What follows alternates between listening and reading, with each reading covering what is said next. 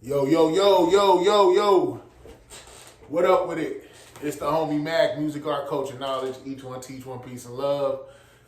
This is another session of Mackin' with Mac, book review series. I will be reviewing the graphic novel Predator vs. Wolverine.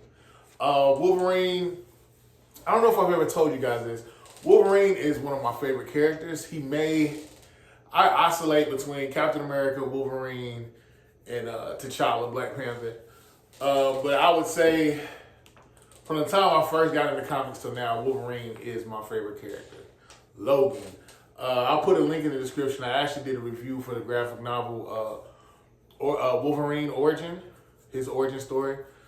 But yeah, so Predator vs. Wolverine. Let's get to it.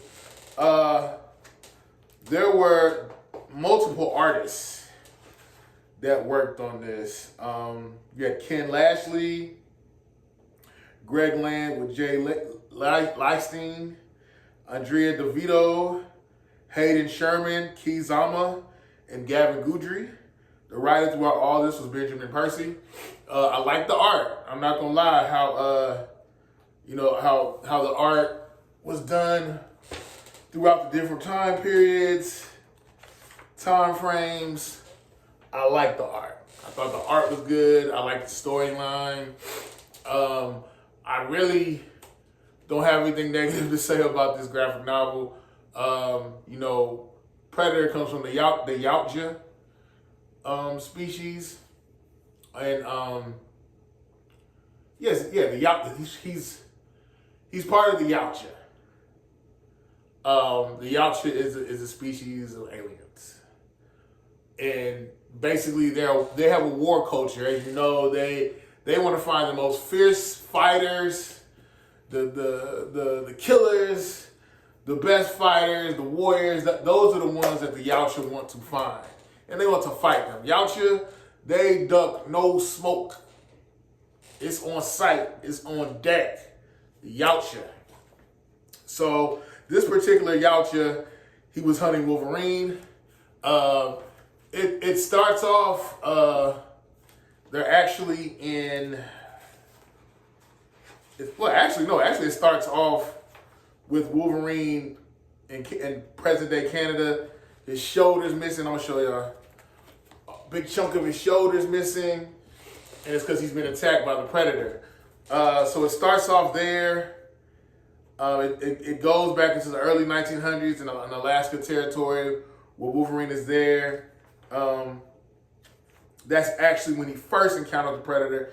You have to pay attention to this because it jumps around a lot in time frames. And to keep it simple, the whole context of this book is an ongoing fight between the Predator and Wolverine. He pops up when he's in Canada. He pops up again when he's Weapon X. And the thing that's so dope about Wolverine is his healing factor. He heals very quickly. And I think that is what ultimately intrigued the Predator. Like, dad, I can throw my most nefarious, wicked, tough weaponry at him, and he always bounces back. So I think that, in some way, I feel like the Predator actually respected him. He respected Wolverine. It was a challenge. There's even one part in the book where Wolverine says he respects the Predator. Like he's not ducking any smoke. There's one point where the Predator actually finds Wolverine at the X-Men compound. Finds him, and it's on site. There's young baby mutants. Professor X is there. All the X-Men are there, and Predator and Wolverine, they going at it. They scrapping. Arms for arms, weapons for weapons. They're going back and forth. But eventually, Nightcrawler, Colossus, and another mutant, they came together and they helped Wolverine. And they were getting the best of the Predator, and the Predator just dipped. So the Predator pops up again this is what I told you happened. What I'm about to tell you happened before the Predator attacked him at the X-Men compound. Wolverine was in Japan at Muramasa's estate.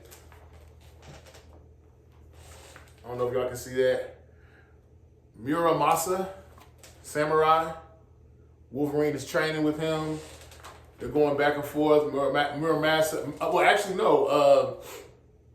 Wolverine said this was the most peace he had felt in a while.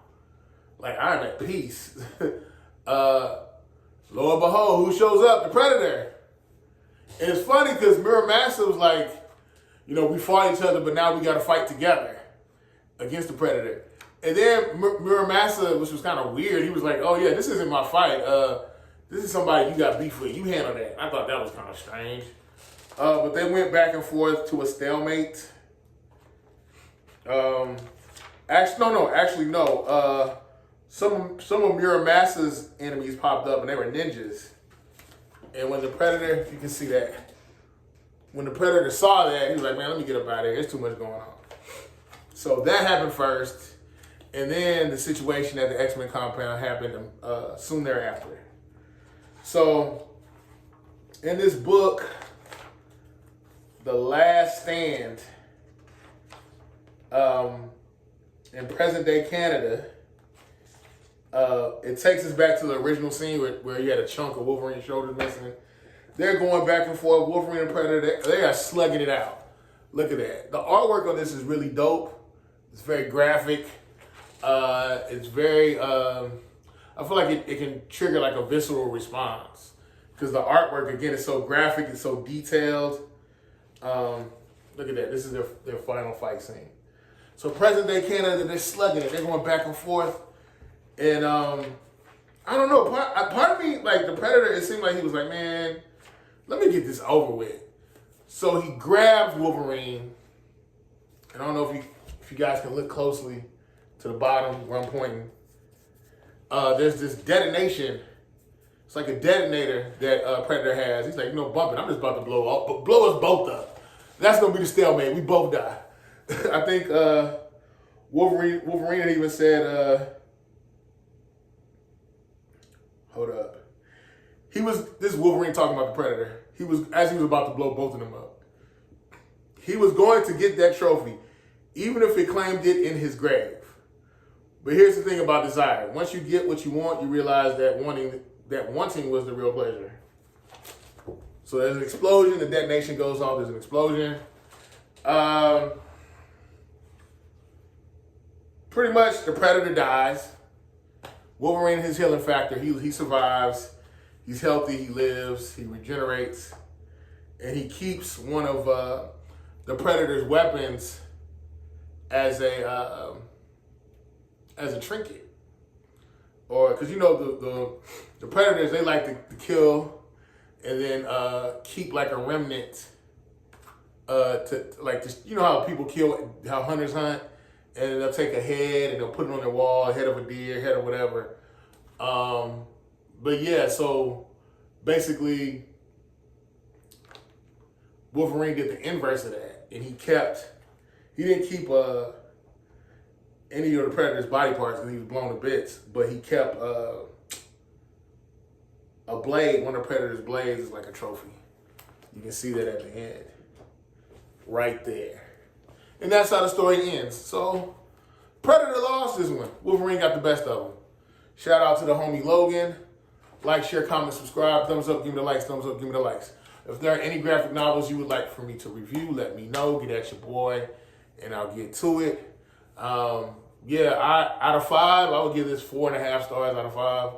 I think it's a great read. Good commentary. There's some wisdom here. Things to think about. Predator versus Wolverine. Storyline was good. Sometimes I felt it jumped around, but it all made sense in the end. It all comes together. It's the homie Mac. Predator versus Wolverine. I actually enjoyed this more than Predator versus Black Panther. I did a review for that. But check this out, Predator vs. Wolverine. It's the homie Mac. Like, share, comment, subscribe. Subscribe to the YouTube channel 82 Kings. I'm out.